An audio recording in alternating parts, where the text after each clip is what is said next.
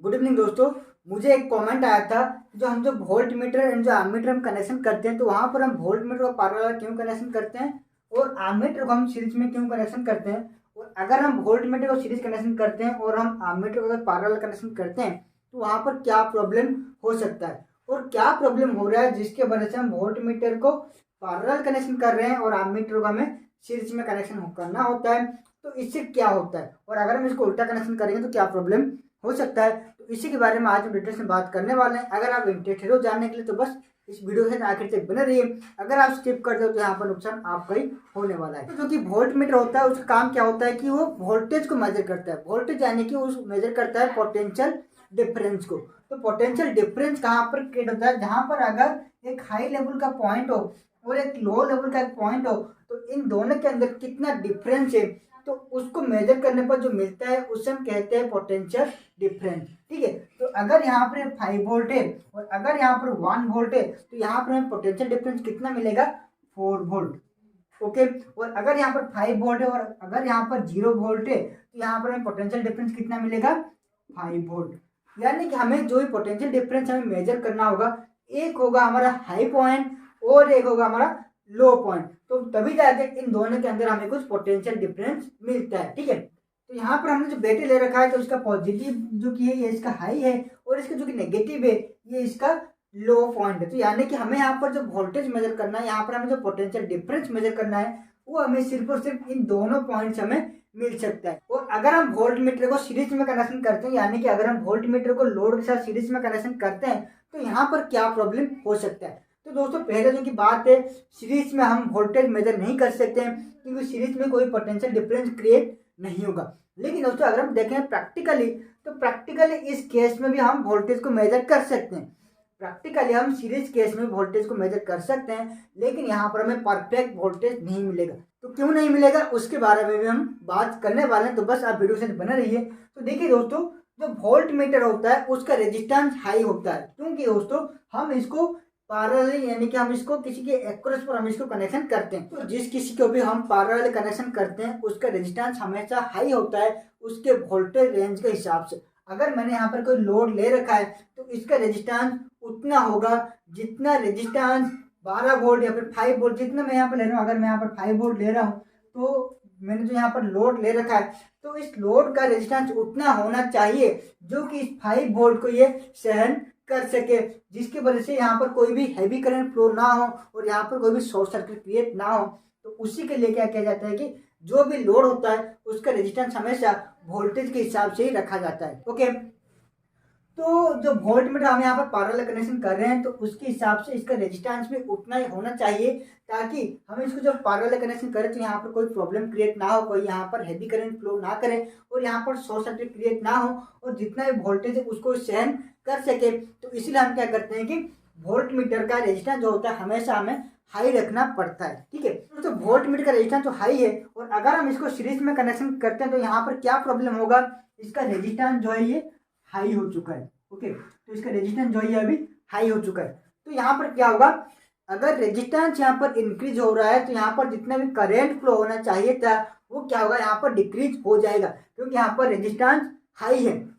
ठीक है, तो अगर हमें इस लोड को चलने के लिए अगर हमें चाहिए 1 एम्पियर, तो अगर हमें यहाँ पर 1 एम्पियर की जरूरत है तो वोल्ट मीटर लगाने के बाद सीरीज में वोल्ट मीटर लगाने के बाद वहाँ पर हमें उतना करंट नहीं मिलेगा क्योंकि ऑलरेडी यहाँ पर हाई रेजिस्टेंस आ चुका है और हाई रेजिस्टेंस की वजह से यहाँ पर करंट जो है काफ़ी ड्रॉप हो गया होगा।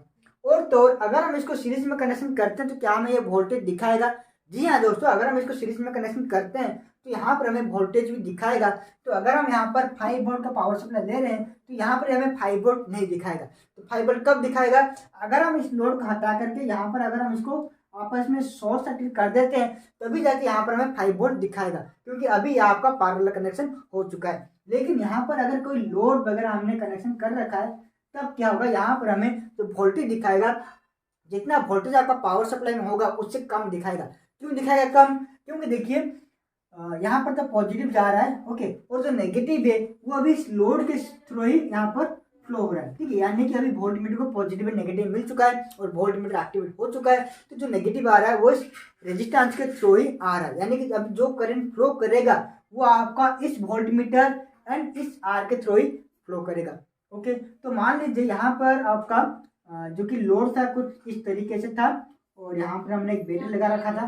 ओके, तो यहाँ पर जो करंट फ्लो हो रहा था वो आपका 1 एम्पियर फ्लो हो रहा था। यहाँ पर आपका रेजिस्टेंस R ओम्स था, तो उसके हिसाब से करंट कितना फ्लो हो रहा था, 1 एम्पियर यहाँ पर फ्लो हो रहा था। तो मैंने क्या किया, यहाँ पर मैंने एक और रेजिस्टेंस को मैंने यहाँ पर इसके साथ सीरीज कर दिया, यानी कि जब हम वोल्ट मीटर को सीरीज में कनेक्शन करते हैं तो उसके हिसाब से यहाँ पर और एक रेजिस्टेंस भी कनेक्टेड हो जाता है। यहाँ पर मैंने जो लोड लगा रखा था तो उसका रेजिस्टेंस तो हाई था वोल्टेज के हिसाब से, और उसके साथ साथ हमने जो वोल्ट मीटर कनेक्शन किया है तो उसका भी रेजिस्टेंस अभी हाई हो चुका है, यानी कि इसका जो रेजिस्टेंस था 5 वोल्ट के हिसाब से वो यहाँ पर कनेक्टेड है, और इसका जो रेजिस्टेंस था वो 5 वोल्ट के हिसाब से ये भी यहाँ पर कनेक्टेड है। यानी कि अभी दोनों का जो रेजिस्टेंस हो चुका है वो कितना हो चुका है, वो अभी 10 वोल्ट को सहन कर सकता है, उतना रेजिस्टेंस यहाँ पर अभी हो चुका है। यानी कि अगर आप इसके अक्रॉस पर भी 10 वोल्ट पावर सप्लाई देंगे तभी जाके आपका जो लोड ये काम कर सकता है। ओके, तो देखिए अगर हम यहाँ पर वोल्ट मीटर को सीरीज में कनेक्शन करते हैं तो यहाँ पर क्या हो रहा है कि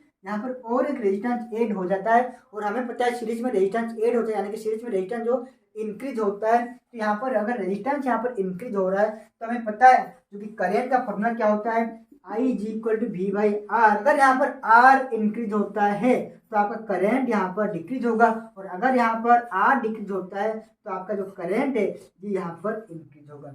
तो इसलिए वोल्ट मीटर को कभी भी सीरीज में कनेक्शन नहीं किया जाता है। तो अभी हम चलते हैं एमीटर के ऊपर। एमीटर को हम सीरीज में कनेक्शन क्यों करते हैं, और अगर हम इसको पैरेलल कनेक्शन करते हैं तो क्या प्रॉब्लम हो सकता है।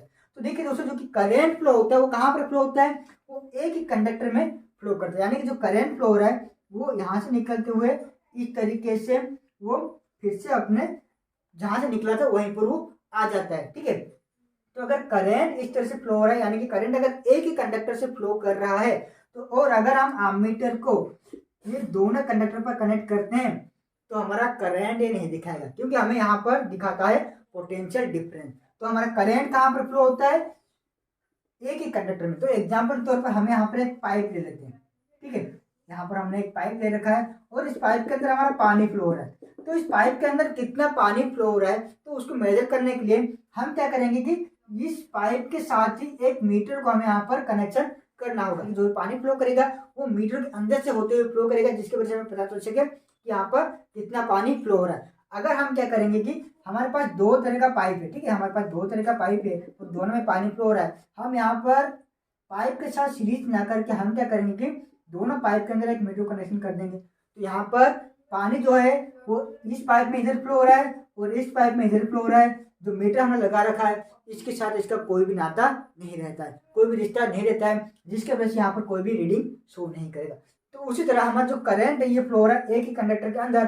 अगर हम यहाँ पर एमीटर को दोनों कंडक्टर के अंदर लगाते हैं तो यहाँ पर हमें कोई भी करंट नहीं दिखाएगा। ठीक है, तो ये तो हो गया पहला बात। अगर हम इसको पैरेलल कनेक्शन करते हैं क्या प्रॉब्लम हो सकता है वो बात कर लेते हैं।